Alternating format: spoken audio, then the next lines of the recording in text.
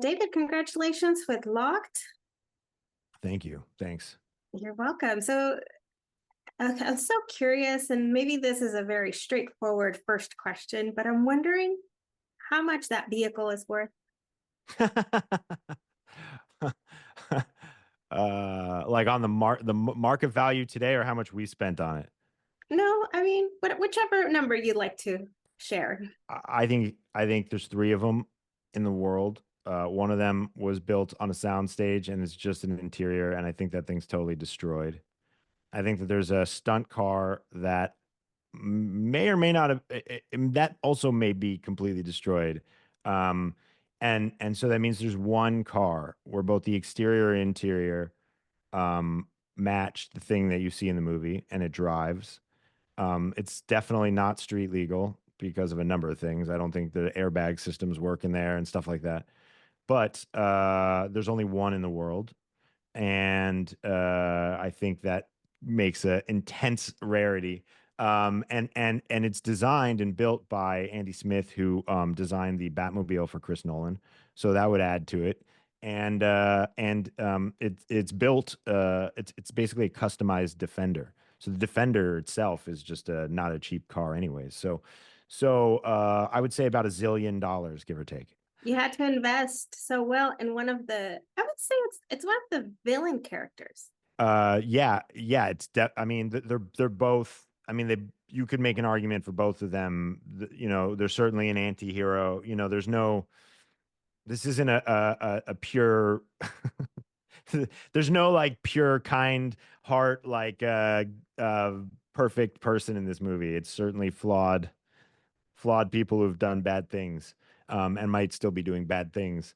But yeah, I mean, it is certainly. I mean, you have two of the greatest living actors right now, who have both played two of the most iconic villains of all time, sort of in this movie, facing off in a way.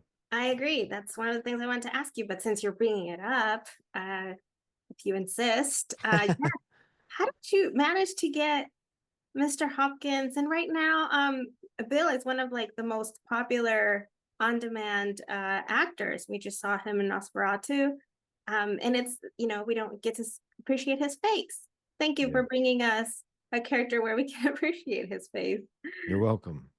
You're welcome. Yeah, I mean, I think a bit of credit goes to Michael Ross, an amazing screenwriter. I think a bit of credit goes to Sam Raimi, this amazing producer who's nice enough to put his name on this movie and produce it and get behind it and make it pop off the shelf in the agencies. Like, oh, Sam Raimi, oh, okay, good script, okay. I think both of them were drawn to the script for different reasons. I think Anthony Hopkins saw an opportunity to be really evil again, and to explore that because he and I bonded over our love of bad guys, in movies, to be specific, the exploration of bad guys in movies, and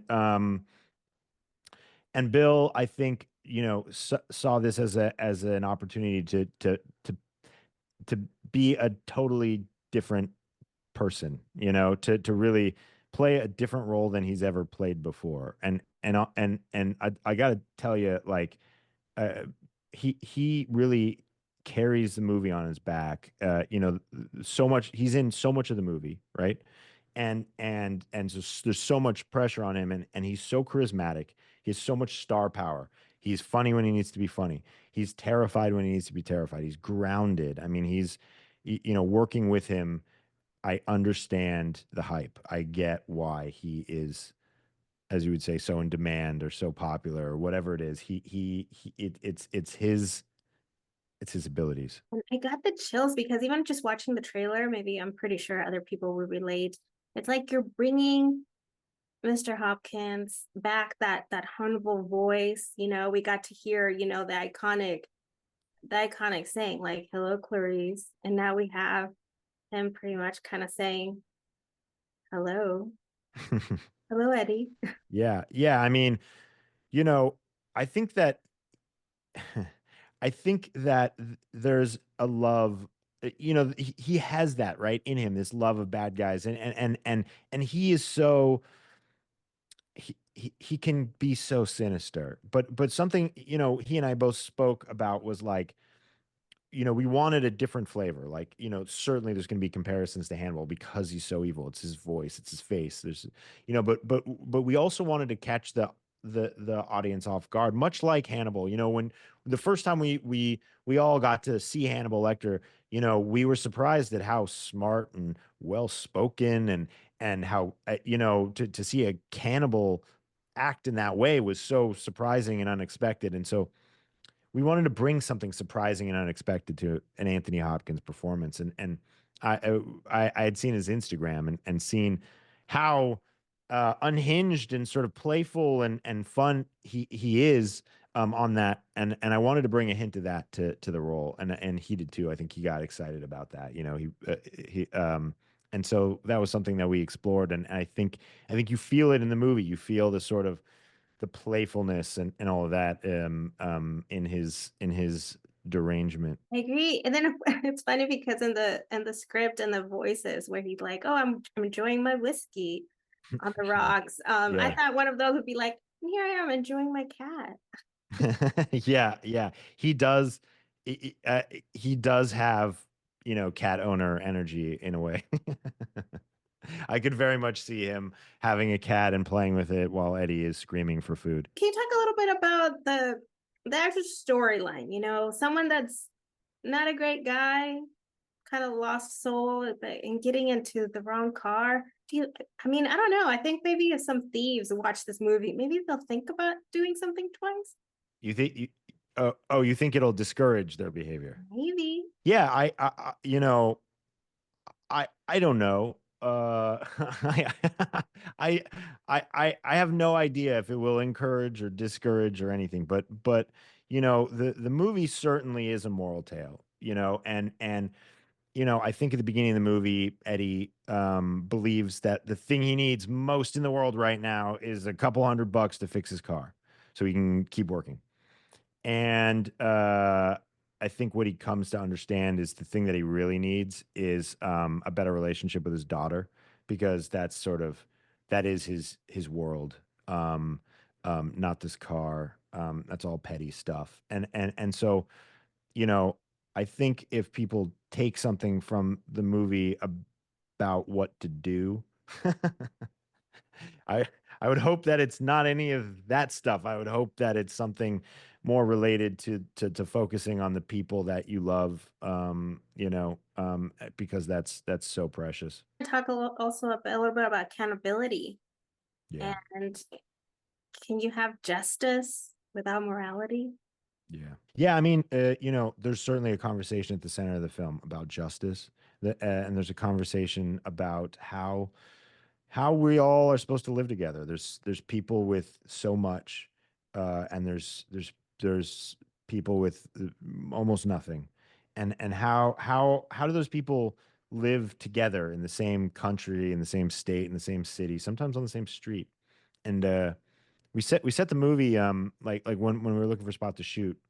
There's a place in Vancouver called Gastown, which is it's an amazing place, but there is a undercurrent of sadness there because the Hastings Street is sort of like the Skid Row of Vancouver. They have a real drug problem that they're managing there. So you have these people who really have nothing, and at the same time they're surrounded by some of the coolest restaurants and bars in town in all of Vancouver. Some of the best, it's a foodie paradise over there. The condos are incredibly expensive, like really nice condos and apartments around there. And and so it's this huge juxtaposition, maybe some of the most I've ever seen of just the wealthy and the poor just living right on top of each other. People you could see people walking past passed out people on the street to get into a really nice restaurant, and that seemed like the crux of the conversation the movie's having. And so I felt like shooting the movie in that would sort of bring an authenticity to the world that this movie takes place in. The ending. I did not anticipate that ending. Yes. Um, What do you know if that was the original ending that had been anticipated? Well, I I'm assuming so. Maybe there'll be a spoiler warning or something.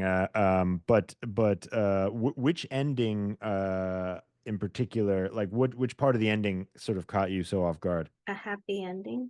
All right, fair enough. Well, it hopefully you'll section this off in some way so that it's spoiler protected, so people who don't want to know the ending will know. But I'll still answer your question. But if you're listening or seeing this and you don't want to know, don't keep watching. Um, um, you know, we explored so many different endings. We tried so many different things. 'Cause ending a movie is the hardest thing to do, you know. It's really where, as a filmmaker, you should spend a majority of your time and energy and money and days because it's the end, you know, it's what you're building towards. And so you need to cash the checks that you wrote. And calling it a purely happy ending, I don't think is totally accurate. I mean, he lives, he gets to his daughter, but I think he's forever changed by the horrors that he's just been through, and there is a sort of melancholiness to it. I felt like in exploring it, killing him would have been sort of what you expected. It just felt too easy, and he was so smart, and William was so smart to see him get out of that car in a way that is really believable after you've built this box that feels inescapable. To see him get out in a way that is satisfying, I felt like was the most satisfying ending for the movie. Maybe Smart is the way to go. It turns out that street smarts are quite valuable, you know. I'm screwed. Being the only child, you get sheltered too much. Understood, understood. But I feel like they do, William and Eddie do relate to one thing and have one thing in common. They have a couple things in common. They both despise the police and think that they're worthless. That's not my opinion, but that is the opinion of those two characters. They both feel like they're dying. And they both clearly like Lord of the Rings, which is a unique, which is a unique thing to discover about each other. But that's sort of what I'm saying in terms of like discovering the layers of these characters. The further you go into the movie, you sort of learn things about them. And yeah, they do have a few things in common, you know. And I think they're two sides of a coin that we've, you know, discuss that just sort of occurs in society over and over and over again, you know. And so I think it's an important conversation to always have. Well, thank you so much for your time. Congratulations. Thanks. I Thanks. promise to not let the film be spoiled. Thanks. We'll have And to work the magic there. this was really fun. Thank you for having me, and thanks for